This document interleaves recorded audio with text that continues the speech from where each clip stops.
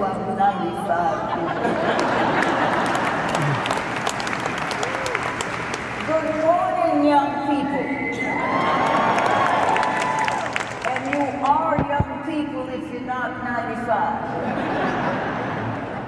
I'm just a little old lady in tennis shoes getting in everybody else's business and having a good time.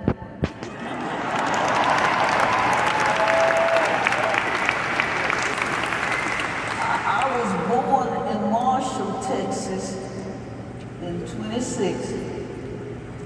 Now, life wasn't always easy for black families living in the Jim Crow South.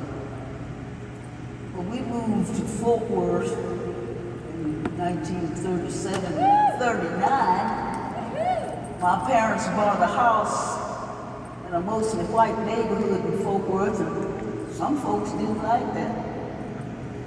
Almost as soon as we got there, a mob of 500 strong, the newspaper said, he said the police couldn't control the mob, destroyed the little house my mother had fixed up so nice. I was just about 12 years old, but I remember it like it was yesterday.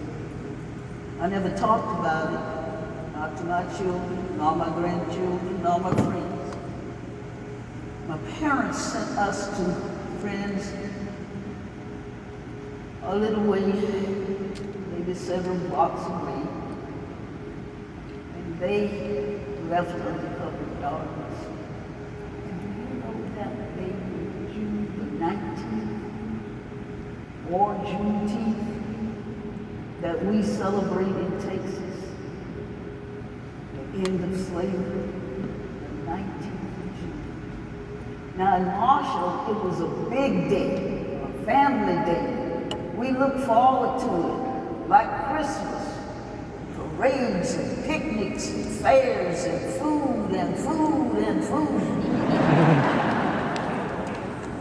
But in Fort Worth, not so much. I couldn't believe when I got a little older that most of the rest of the country had never heard of Juneteenth. But you need to know that Dr. Ronald Myers was responsible for 43 of the states having celebration. He was a medical doctor, he was a Baptist minister, and a jazz musician all rolled into one. It's been my passion to make Juneteenth a national celebration across the whole country. But people would always say, in July the 4th, the day we ought to celebrate freedom. And I say, my ancestors were freedom on the 4th of July.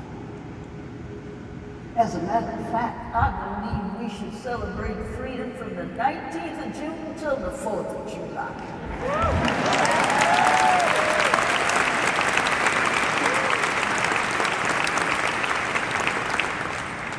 You know what? None of us are free until we are all free.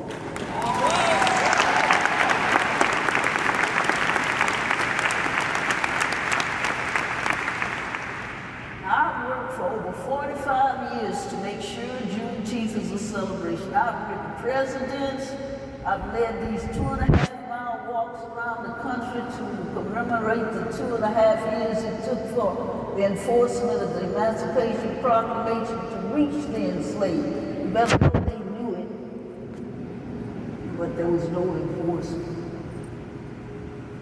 So, in 2016, at the age of 89, I decided I was going to walk from Texas to Washington, D.C. to get my home.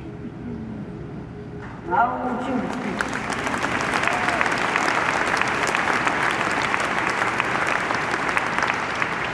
I don't want you to think that I walk on 1,400 miles. Even though I did walk a few hundred. Somebody promised us tomorrow, but they reneged, saying I was doing was too political.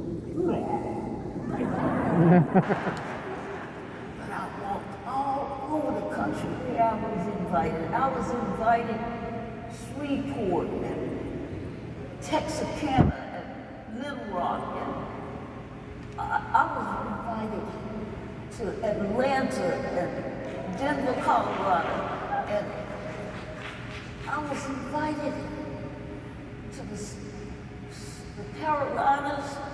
I was all over the place.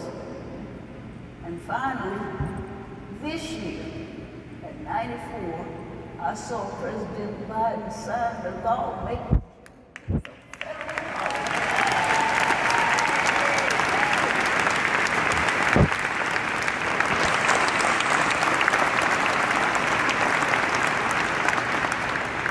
Now we're going to get to celebrate freedom for all Americans.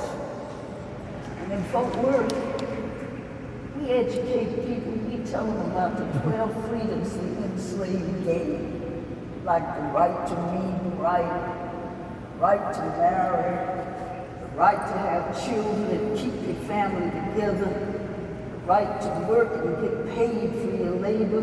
There were lots of others. But the youngsters too, where were those freedoms and through? Oh, they were out of sight. Now, since I've been working since I was 10 when I had my first babysitting job. I've been a teacher, a guidance counselor. Even after I retired, I still found work that needed to be done. We started a food bank that services some 500 people a day. And we polled people who said they were willing to farm. And 66 of them said they were willing, they get paid to farm. It's more the farming, putting out a few seeds. And what they learned, then they could pass that on to others. With this virus, people know how to plant stuff in their backyards and on the vacant lots. I got a farm. People coming out of Christmas and I deliver food things that I help them start to those other people stand in lines, wheelchairs. And I also help my daughter run a food truck. Or it would be for themselves fish on Friday. Over my 6 decades of work, I've seen some drastic changes, especially for women and African Americans.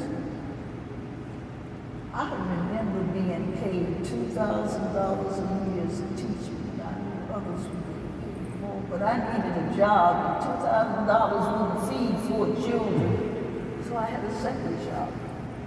I'd clock in at 8, clock out at 3 at school, there'd be a car waiting for me, I'd clock in 4 at conveyor, out at 12. I'd have still been on the job if they laid off me.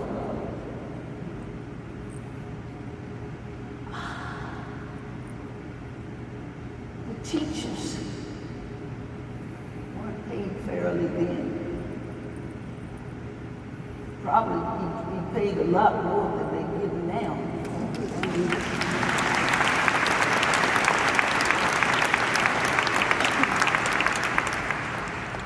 So,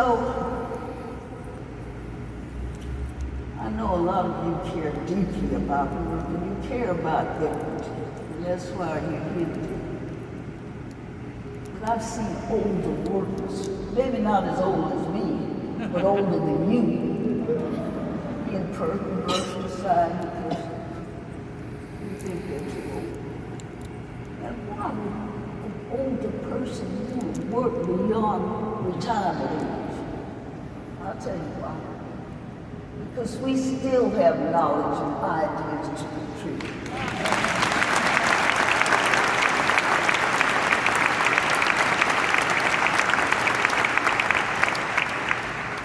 And work brings us dignity and purpose, and it keeps us sharp.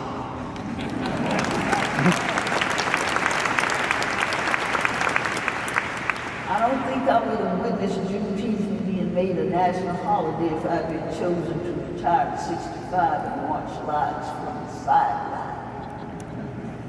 Working has kept me motivated. I'm still learning. I'm still growing, can't you tell?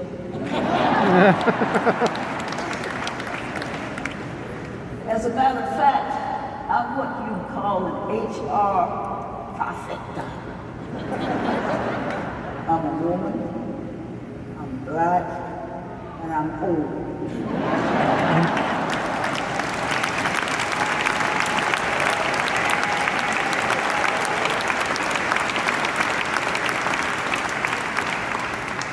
So take it from me, we've come a long way, but we've still a long way to go. Diversity and inclusion in the workplace is more than race. It's about making sure everyone finds a place and a voice within your companies. And I want to thank all of you for creating diverse, equitable, and inclusive workplaces where people can reach their full potential, no matter where they started in life. If your company ain't doing it, you tell them to see you.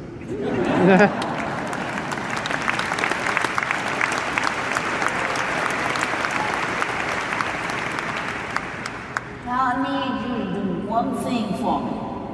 Oh, I got a couple of things I want you to do. I want you to make yourself a committee of one.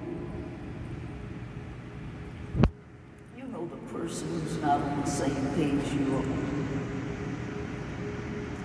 People can be talked to, they can be talked about.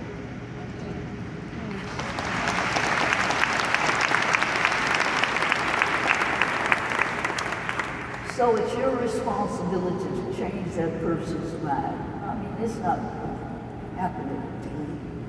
It's going to take some time. But if we carry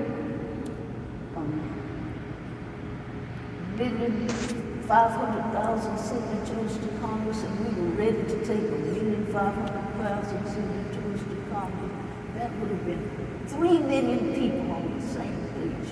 And we could change this country. We could make it a paradise. So, please don't let what happened here in Vegas stay in Vegas.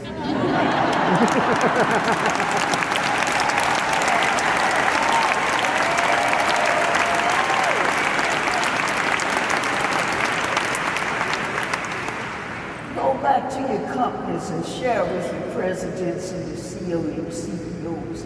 Let them know that change is possible if you just hold the course. Now, when June the 19th, 2022 rolls around, you can believe I'll be celebrating with everybody else the fact that every American has the freedom to be all that God has created.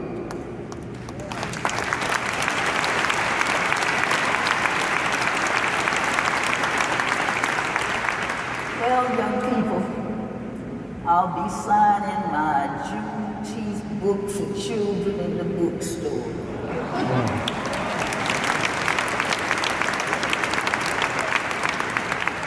But if we happen to run out, you can always get one on my website. It's www.opalswalk2dc.com.